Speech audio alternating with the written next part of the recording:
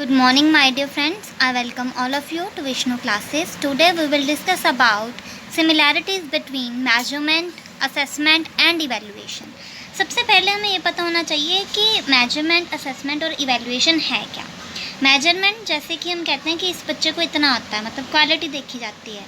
और असेसमेंट में क्या है, बच्चे को असेस करते हैं. जैसे हम कॉलेज या स्कूल टाइम पे बच्चे को कितना आया, कितना नहीं आया, फिर आगे जो है उसको सुधारा जाता है. मेजरमेंट में उसे सुधारा नहीं जाता, इम्प्रूव नहीं किया जाता, लेकिन असेसमेंट में जो है हम उसे इम्प्रूव कर सकते हैं. और इवैल्यूएशन क्या है, जैसे ग्रेडिंग सिस्टम है, जैसे हम ग्रेड्स देते हैं बच्चों को कि बच्चे को जो है पूरा साल लगाने के बाद क्या समझ में आ गया. तो इसमें सिमिलैरिटीज़ क्या हैं. जो मेजरमेंट है वो भी एक तरह का समेटिव इवैल्यूएशन है, समेटिव टूल है. असेसमेंट भी समेटिव टूल है और इवैल्यूएशन भी समेटिव टूल है. लेकिन असेसमेंट और इवैल्यूएशन की अगर सिमिलैरिटी की बात करें तो ये दोनों फॉर्मेटिव भी हैं. मतलब कि पहले बच्चे को क्या आता है, प्रीवियस नॉलेज टेस्टिंग भी इसमें होती है. लेकिन जो मेजरमेंट है उसमें हम प्रीवियस नॉलेज टेस्टिंग नहीं करते.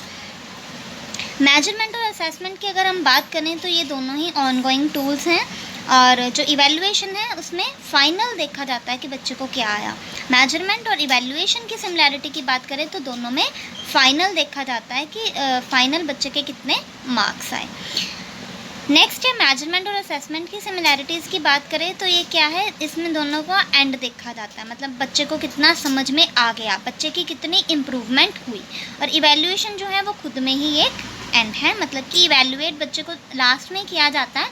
मतलब जैसे पूरा साल जो है ख़त्म हो गया बच्चे का, फिर उसने जो एग्ज़ाम्स दिए उसके बेस पर जो है हम देखते हैं कि बच्चे को कितना आया. तो ये खुद में ही एक एंड है.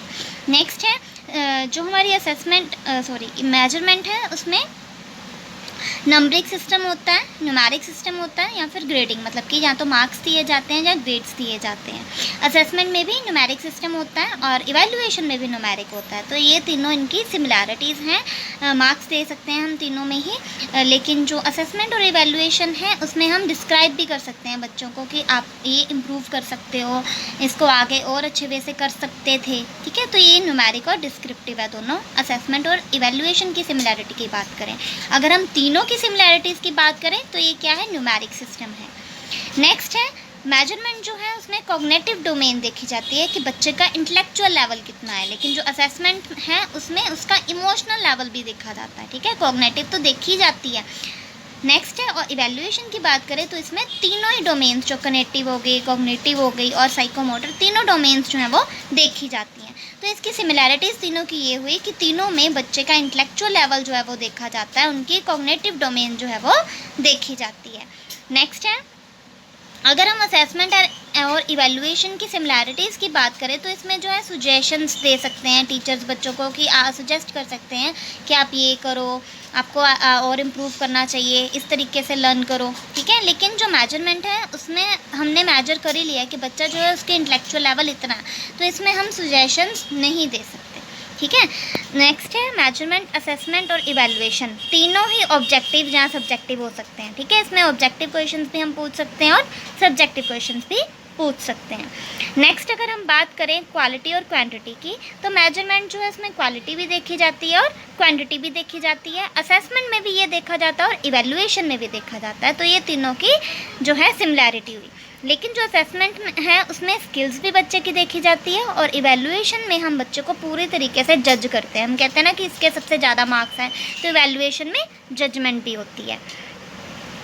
जो हमारी मेजरमेंट होती है वो ज़्यादा देर के लिए वैलिड नहीं होती, लेकिन असेसमेंट और इवैल्यूएशन जो है वो ज़्यादा देर तक वैलिड होती है. तो असेसमेंट और इवैल्यूएशन के जो हैं ये प्लस पॉइंट हुए, सिमिलैरिटीज़ हुई. नेक्स्ट है अगर हम बात करें असेसमेंट और इवैल्यूएशन की तो ये दोनों जो है थोड़ा डिफ़िकल्ट होता है इनका प्रोसेस कि बच्चे को जज करना. हर एक बच्चे को की कुछ प्रॉब्लम्स होती हैं, या कुछ बच्चे इजीली लर्न करते हैं, कई बच्चे जो है टाइम लगा के लर्न करते हैं. तो बच्चों को समझना और उनके अकॉर्डिंग जज करना, उन्हें क्या पसंद है, कौन से सब्जेक्ट्स में वो आगे हैं, तो ये थोड़ा डिफ़िकल्ट होता है. तो असेस करना भी डिफ़िकल्ट होता है बच्चों को, इवैल्यूएट करना भी डिफ़िकल्ट होता है और मेजर करना भी डिफ़िकल्ट होता है. लेकिन हम बात करें तो मेजर करना जो है इतना डिफ़िकल्ट नहीं होता, लेकिन असेसमेंट और इवैल्यूएशन जो है वो ज़्यादा डिफ़िकल्ट होती है. तो इसी तरीके से ये इसकी सिमिलैरिटीज़ थी. So hope you like this. Thank you.